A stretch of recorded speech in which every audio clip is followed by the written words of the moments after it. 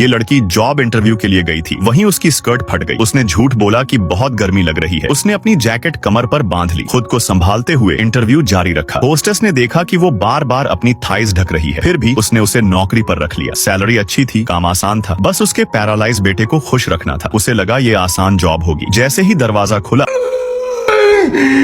वो डर गई। लड़के ने उसकी स्कर्ट की फटी जगह की तरफ इशारा किया। तभी उसे समझ आ गया कि उसका पहले वाला एक्ट नकली था। अगले दिन वो अचानक बहुत बीमार पड़ गया। उसे लगा ये भी कोई प्रैंक है। डॉक्टर पसीना पोंछ रहा था, लेकिन जैसे ही उसकी बॉडी पर नीले निशान दिखे वो समझ नहीं पाई। अरबों का मालिक होकर भी कोई इतना बेबस कैसे हो सकता है। एक दिन उसने उसके माता पिता को बहस करते सुना, तभी उसे सच्चाई पता चली। वो 6 महीने में इस दुनिया को छोड़ने वाला था। अब उसे समझ आया कि कॉन्ट्रैक्ट भी सिर्फ 6 महीने का क्यों था। उसे इसलिए रखा गया था ताकि वो जीने की वजह ढूंढ सके। वो नौकरी छोड़ना चाहती थी, लेकिन 5 लोगों का परिवार उसी पर टिका था। दांत भींच कर वो रुक गई। उस बड़ी सी विला में बस वही 2 लोग थे। वो लड़का खुद को कमरे में बंद रखता था। वो उससे बात करने की कोशिश करती, लेकिन वो उसका मजाक उड़ाता। उसका काम था उसे मुस्कुराना सिखाना। वो हर दिन अलग अलग तरह से तैयार होती, बिल्कुल गिरगिट की तरह, रंगीन और चमकदार, बस उसकी एक स्माइल देखने के लिए। लेकिन वो बस आंखें घुमा देता। बीमारी ने उसे कड़वा और ठंडा बना दिया था, बिल्कुल उस खुशमिजाज लड़के जैसा नहीं जो वो पहले था। एक दिन उसकी एक्स गर्लफ्रेंड अपने नए बॉयफ्रेंड के साथ आई। वो बॉयफ्रेंड उसका पुराना दोस्त भी था। उनके जाने के बाद उसने गुस्से में पुरानी तस्वीरें फेंक दी। उसने चुपचाप फ्रेम जोड़ दिए। वो हर चीज में कमी निकालता रहा।